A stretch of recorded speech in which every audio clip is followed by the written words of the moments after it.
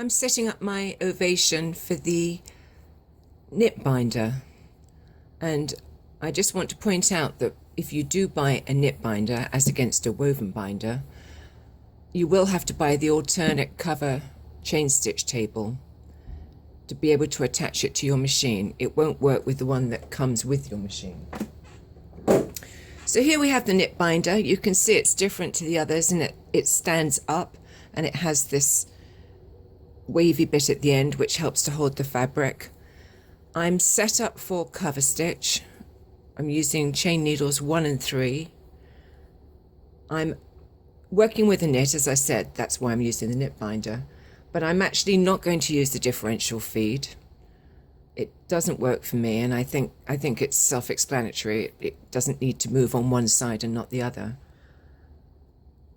So how to set it up? That's actually the hardest part.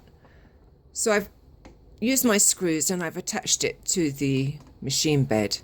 And just to give you a clue, that gap in my machine bed is just here, and this little curved section here is just a fraction to the right. Now that's set up right for me for what I'm doing. I'm using the biggest binder, and it's feeding under my needles, getting the 1 and 3 needle where I want. Hopefully, I'm going to have to test it first. So what you're going to do is you're going to cut a piece of fabric. It's going to be your neck binding. And don't forget, the stretch is going to go this way. And you're going to feed it into the neck binder, and you're going to have the wrong side facing you. So I'm actually not going to use those quite yet. I shall feed that in afterwards.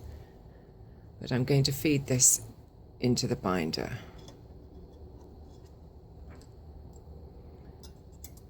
And I use my Allen key to slide it along. And once I've got that section poking out at the end, I want to get my tweezers and pull it through like this. And you can see that it's already, if you can see this, it's already folding back on itself. You might have to encourage it a bit, but you can see it's as I want it.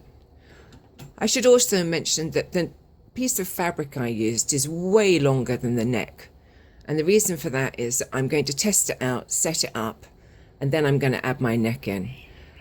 I don't want to have to rethread and start a new piece of fabric, so I've got an extra long one, and I'll just cut off my practice piece that I shall use first.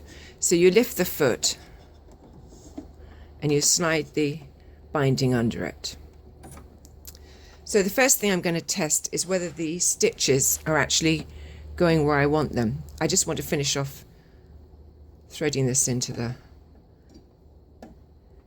secret to this thing is to make sure that your fabric stays flat as it's feeding in. So you have to keep an eye on that. It's not so bad with something like a cotton jersey, but when you start using spandex, it can fall down.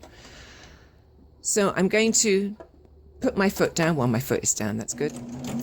And I'm going to sew some stitches, and I can see that it's really going where I want it to go.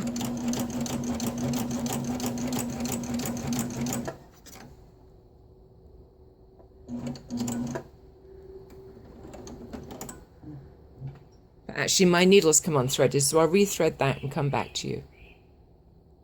Right, so I've rethreaded my needle and you can see it's feeding in here. And what I need to do is, this is my neckline, half a neckline.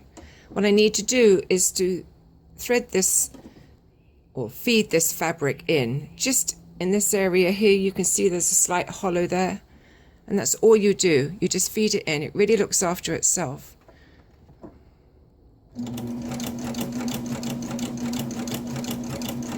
So I'm just feeding it in.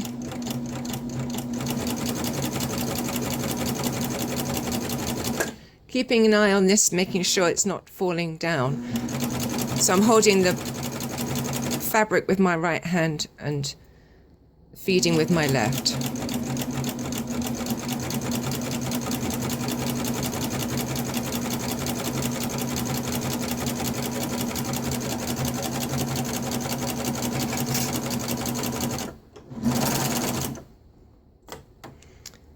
Right, so there you have it. See how beautifully it does it? Once it's feeding in the right place, you get the perfect stitching, perfect distance, and it really just looks after itself once it's feeding through the binder.